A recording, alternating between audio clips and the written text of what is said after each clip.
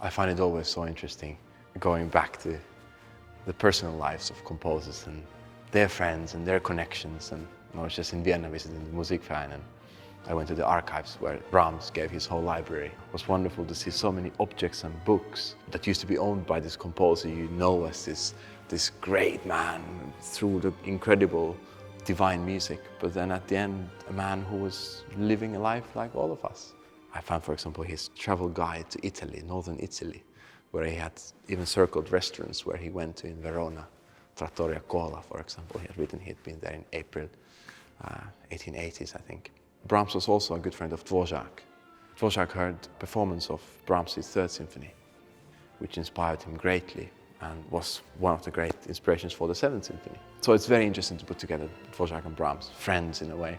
And the music is very different because they are two very original composers. But the friendship, there is something what one finds even in the music when you put them together. They complement each other like they probably did around the dinner table. Pierre Boulez was one of the incredible, most important figures of classical music. His piece Initial, which is a very short fanfare overture for brass, extremely difficult. So I'm very, very happy to do with the Chicago Symphony brass, which is world famous and wonderful.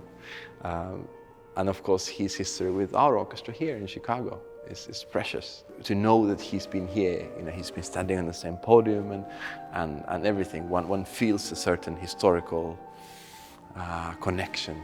And it's a very beautiful program, in a way about friendship.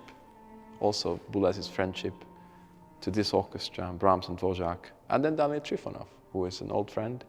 He has such a beautiful sound, and he's the absolutely right person for these monumental pieces where he always makes sure that the line is so beautifully crafted.